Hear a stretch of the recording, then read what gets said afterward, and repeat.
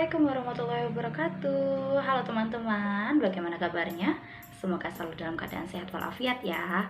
Nah, pada video kali ini saya akan membahas mengenai perjalanan pendidikan Indonesia dari masa ke masa, yaitu dari sebelum kemerdekaan sampai dengan sesudah kemerdekaan sampai dengan saat ini.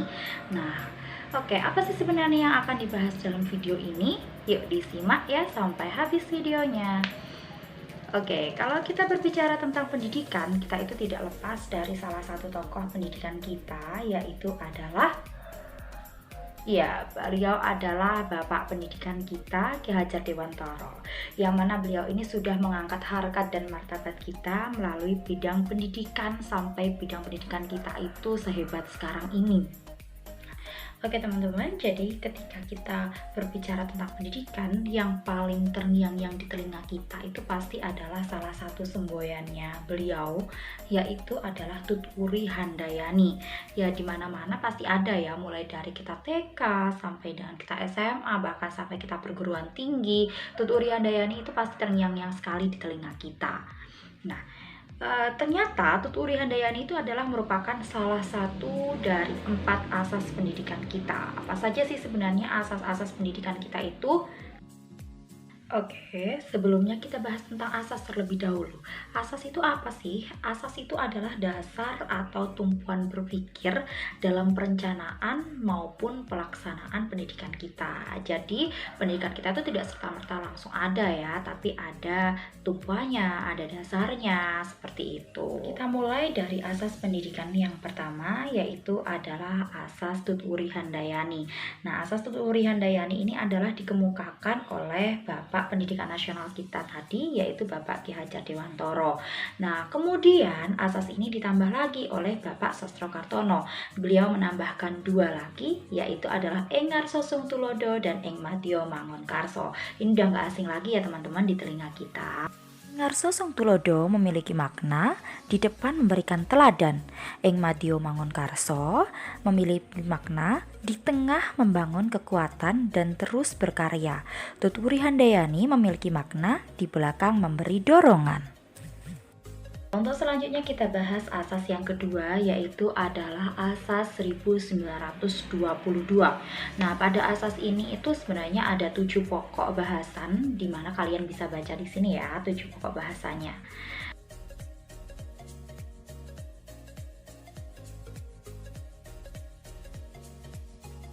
Oke, untuk yang selanjutnya adalah asas yang ketiga. Nah, asas yang ketiga ini adalah asas pendidikan sepanjang hayat. Gimana sih sebenarnya asas pendidikan sepanjang hayat itu? Artinya, dalam pendidikan kita itu tidak mengenal lagi umur atau usia. Jadi, berapapun umur kita itu masih bisa mengenyam pendidikan kalau kita mau. Jadi, harus ada kemauan dari diri sendiri.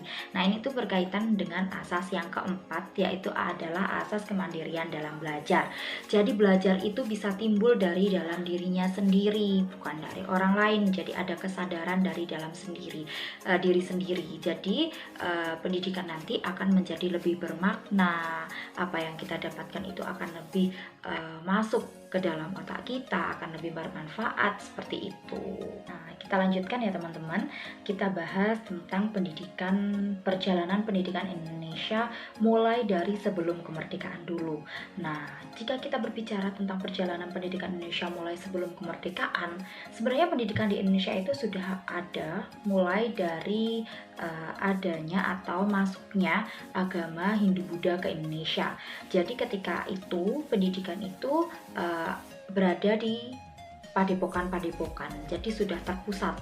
Kemudian ketika Islam masuk, pendidikan itu beralih kepada pendidikan ajaran agama Islam.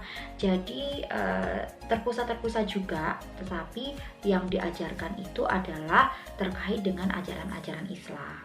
Kemudian datanglah bangsa Portugis pada sekitar abad ke-16. Jadi pada masa Portugis ini didirikan sekolah dengan kurikulum yang mengajarkan agama Katolik di dalamnya. Namun di samping itu tetap diajarkan pelajaran membaca, menulis, dan berhitung. Nah, setelah itu datanglah bangsa Belanda, sehingga pendidikan kita pada masa ini itu tidak bisa dinikmati oleh semua kalangan, namun hanya bisa dinikmati oleh bangsa Barat saja. Nah, hingga muncul politik etis pada abad ke-20-an, yaitu pada tahun 1920. Oke, namun nyatanya pendidikan ini tidak dapat menjawab kebutuhan pendidikan Indonesia. Menurut Ki Hajar Dewantara, pendidikan ini dianggap terlalu materialistik dan intelektualistik seperti itu. Sehingga pada tahun 1922 terciptalah atau berdirilah Taman Siswa di Yogyakarta yang didirikan oleh Ki Hajar Dewantara dengan asasnya yang disebut dengan Patrap Triloka. Nah, Patrap Triloka ini ada 3 ya teman-teman, seperti yang di awal tadi, yaitu Ing Arso Sungtulodo, Ing Madya Mangunkarso, dan Tutwuri Handayani. Kemudian setelah Belanda ini datanglah pendudukan Jepang, di mana di Jepang ini tidak lagi pendidikan itu tidak lagi mengenal kelas sosial, jadi semuanya bisa mengenyam pendidikan seperti itu. Oke, kita lanjutkan dengan pendidikan setelah masa kemerdekaan Indonesia, yaitu mulainya diberlakukannya kurikulum-kurikulum secara dinamis dan mengalami beberapa kali perubahan kurikulum ya. Jadi mungkin sekitar sampai saat ini itu ada sekitar 10 sampai 11 kurikulum, perubahan kurikulum. Untuk yang pertama itu adalah kurikulum rencana pelajaran tahun 1947, di mana di sini berorientasi pada politik, yaitu mengubah pendidikan yang bersistem milik Belanda menjadi pendidikan dengan sistem buatan asli Indonesia. Yang kedua adalah kurikulum rencana pelajaran terurai 1952, mengingat sebelumnya itu belum fokus terhadap mata pelajaran dan masih berfokus pada pembentukan watak. Pada kurikulum ini lebih disempurnakan lagi. Kemudian lahirlah kurikulum rencana pendidikan 1964. Nah, pendidikan ini memiliki tujuan yaitu adalah memberikan pembekalan baik akademik maupun non-akademik pada pendidikan sekolah dasar. Seperti itu. Oke, yang keempat muncul kurikulum 1968 di sini, di mana dalam penerapannya itu adalah berfokus pada pendidikan Pancasila sejati. Kemudian lahir lagi yang kelima, yaitu adalah kurikulum 1975.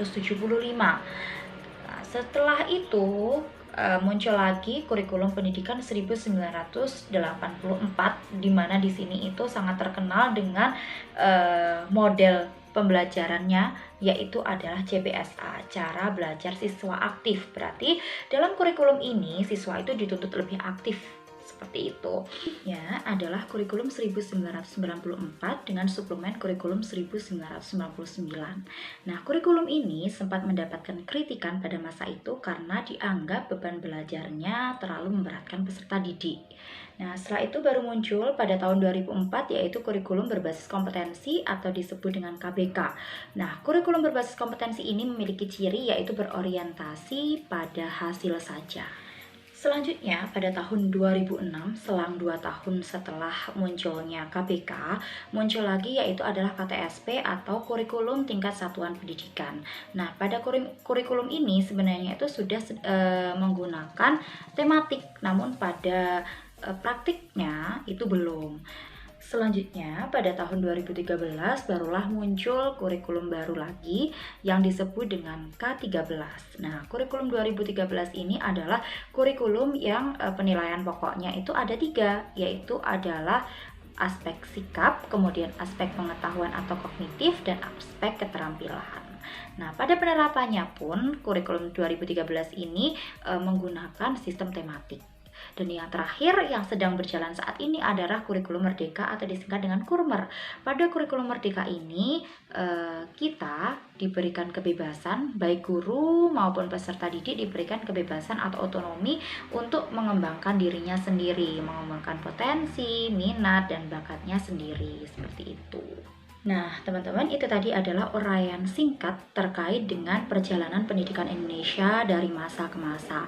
Untuk kedepannya, kita tentunya sebagai generasi muda harus bisa merefleksikan kembali pemikiran-pemikiran tokoh-tokoh kita terdahulu untuk membuat pendidikan kita ini semakin maju dan semakin berkembang serta sesuai dengan perkembangan zaman. Tidak dimungkinkan lagi untuk kedepannya juga akan ada perubahan kurikulum. Tetap semangat belajar. Terima kasih kasih telah menonton videonya. See you next time. Wassalamualaikum warahmatullahi wabarakatuh.